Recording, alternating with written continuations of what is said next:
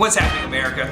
I'm Mike Muse, and I am the SBA's My Brother's Keeper Millennial Entrepreneurial Champion. And I am so excited to present to you this video series on millennial entrepreneurship. Millennials see entrepreneurship differently, and we want to give you the tools that you need to be successful.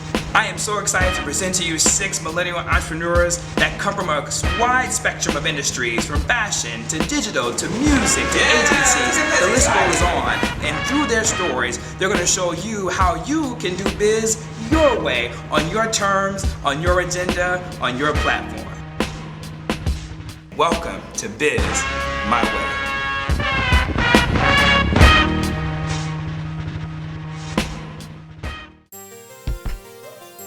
Max Hardy, it is so great to be sitting here and talking with you, or shall I say, Chef Max. Either or. I go by both. Now listen, Chef Max, we are in the presidential suite of the Essex House. Gorgeous. Known for, I'm sure, exemplary room service. Right, sure. An exemplary room service bill. Right. I gotta know, like, we're in this incredible setting, overlooking these incredible views. What would be a typical dinner that you would create for someone who lives on the storied 5th Avenue neighborhood of New York City? I mean, with this view, man, you kind of open to a lot of great, things, and so you have this amazing apartment. So I would do, just a royal feast. For a royal setting, we definitely make it something grand. I don't know, man. We have to bring out some champagne and lobster, some caviar. I'm a big deviled eggs guy, so we do some caviar deviled eggs with a little prosciutto of some sort. So you just open up to so many different things up here. So what time is dinner? You call it. 5 o'clock it is. 5 o'clock it is. Yeah. Absolutely. So the reason why I was so excited to talk with you in particular.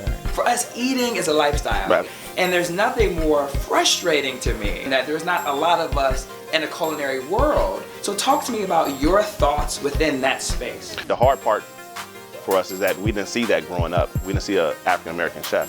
We just saw Big Mama cooking. We saw Auntie cooking on the weekends, and we just understood, wow, she can really cook. But that was really her showing her love, It was a little more than just her cooking.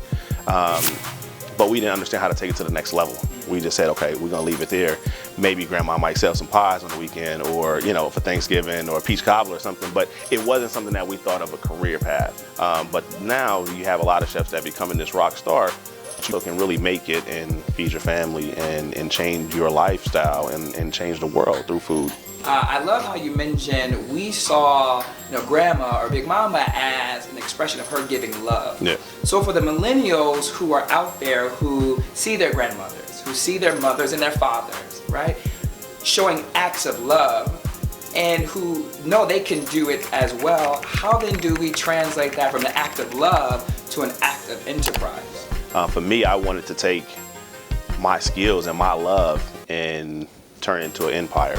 So every little thing of behind cooking, behind culinary arts, I wanted to turn that into a business. You come from Detroit, right? As we all know, Detroit is going through a renewal, if you will, right? And going through a transition of redefining who they are, right? How does Rebirth, absolutely.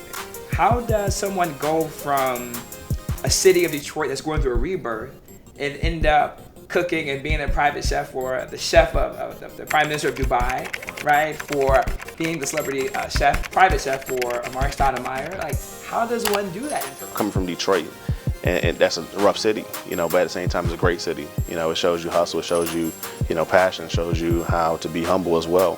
And so a lot of things that I've learned coming from Detroit, I stayed true to those things and stayed true to just my city, pretty much what we stand on. It's funny because it became just like a word of mouth deal, The first client, I walked into his house and not knowing who he was, was John Walsh from American Most Wanted. Didn't really know what was going on, then thought it was just a birthday party, and it's been, a birthday party with a lot of different clients there. And so they taste the food that night, and then one person wants you to do another event because they're like, oh wow, this is great. My personality, kind of the city I'm from, kind of just my style of dress. So you get all this in one component. And I think the clients really, it's transparent to the clients that, wow, this is a real person here that's really giving us great love and passion behind this cooking. As we are encouraged to go to higher education, right? We're always encouraged to do the traditional routes, the doctors and the lawyers and the engineers.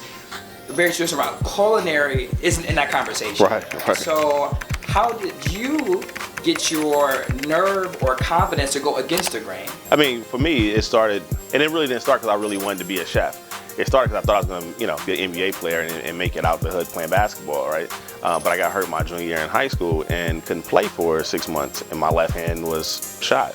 So I'm like, all right, well, while I'm out, I might as well find another passion. I always liked cooking, but it wasn't like something that jumped out of me, this is going to be my career path. And then when it started, I'm like, okay, well, I'm going to culinary school, I'm going to Miami, this is going to be great, I'm going to be this wonderful chef. But then I ran into a wall where I didn't see any of us in it. So I had to figure out how to knock that wall down to continue going because no one let me in. But then I gave myself a go. I ended up being executive chef of a $5 million country club at 21. Everybody has a level of pride to be great. They just got to find out where that pride is and wherever that passion is and figure out what that burning desire is to be great and go chase it. What I love about this story is that what I'm hearing, the thread is you can do what you like and bring it and sell it, right?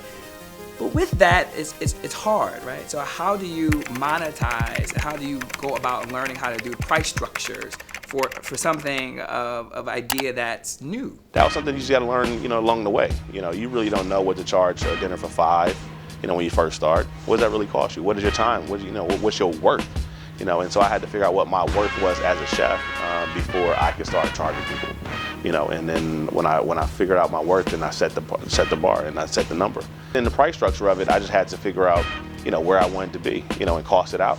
So I always say, my cost is 3 times what it cost me, so that's what I'm gonna charge them. I'm gonna give you the same love, same passion, the same cooking style, the same food if I was to charge you $500. It's the same thing. So I think our brand has been able to grow and stay where we're at because of that. We haven't, changed out. We haven't changed the quality, but we're also always changing and being competitive. Oh my gosh, Chef, I can't even tell you how excited I am for that comment that you just gave, because millennial entrepreneurs now are doing things so differently. Yeah. You always give. The brand is important, the quality of the product that you're dishing out, no pun intended. And every time you dish out the good product, again, the product speaks for itself. That sets the economic drivers. Yeah. And then for you, it takes you into all places and lands, right? Yep. And that's the secret. Right, absolutely. I'm so thankful you shared that secret. Absolutely. Well, Chef Max, I can't thank you enough for just sitting down and talking with me today, but more importantly, I can't thank you enough for what you represent. Right? Absolutely. I can't thank you enough for what you represent to our community and showing us how to go from consuming that fantastic food at Big Mama's house on Sundays to actually showing how that could actually become an enterprise. Absolutely. Thank you. Absolutely. Thank you for having me. It was great. Thank you.